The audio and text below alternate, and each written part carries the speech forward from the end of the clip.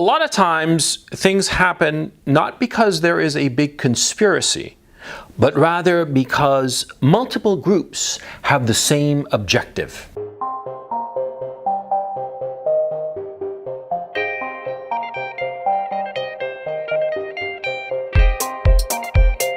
It's easy to fall into the trap of conspiracy thinking, because you see something happening and you realize that multiple groups of people all benefit from that thing. And sometimes those groups of people, once they see the end in sight, they start acting together. Yeah? But a conspiracy means that from the get-go, all these groups were working together. And you have to avoid that trap, because it is a trap.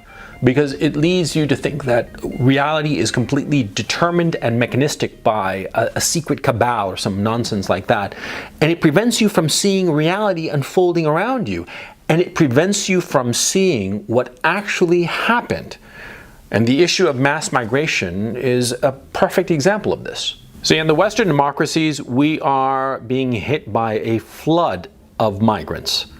And it is going to cause a disaster. It is already causing a disaster now, but frankly, in the future, it will be a catastrophe. And it is going to cause all kinds of social problems. The social problems that you see in Brazil, where you have an extremely diverse ethnic group living all together, and they all hate one another. And there are these class resentments between the different groups and the different levels of this ethnic smorgasbord, right? You're going to see that in all the Western democracies. It is going to cause social havoc. If you've ever been to Brazil, you know what I'm talking about.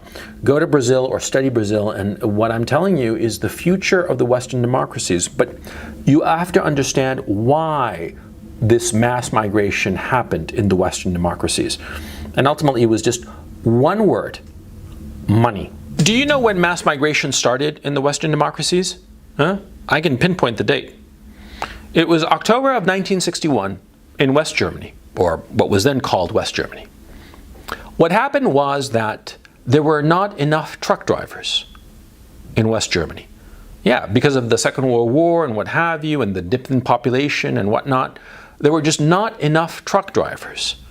Or more to the point, see, there were truck drivers, but they'd have to be paid a lot more money in order to cover all of the trucks that needed to be driven.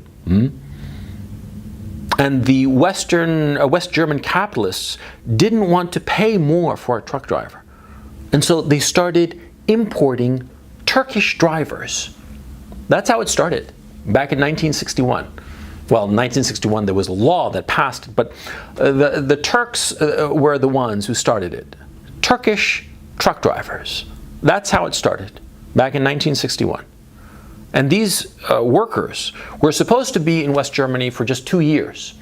But in short order, by 1964, they changed the law so that the Turkish workers who had been brought into West Germany didn't have to go back after 2 years. They could stay. And the reason being was that businesses lobbied so that they could stay, because they didn't want to be spending all this time training the workers, and then in 2 years the worker had to leave. It would take, say, 6 months to train the worker, and the firm would only have 18 months of productive labor for that worker, and then back to Turkey the worker would have to go. They didn't want that. They didn't want that, and so in 1964 the West German capitalists lobbied to change the law. And that's when it started. Something similar happened in Great Britain. They allowed the Commonwealth countries, the former colonies of Great Britain, to immigrate to the UK.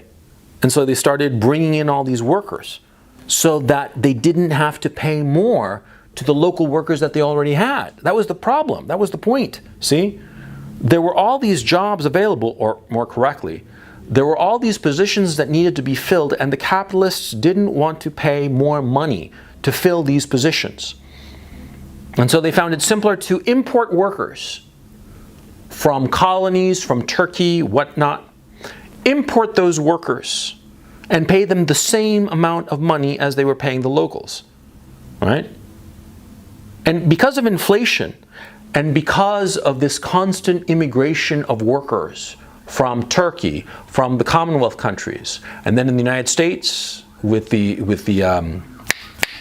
with the change of the law, the immigration law there, from just about everywhere in the world, right? All of a sudden you had this influx of workers to the Western democracies, depressing wages so that the capitalists could make more money. Now see, of course, in short order, these workers wanted to have their families with them, which is perfectly natural, perfectly legitimate. I mean, if you're working like a dog somewhere,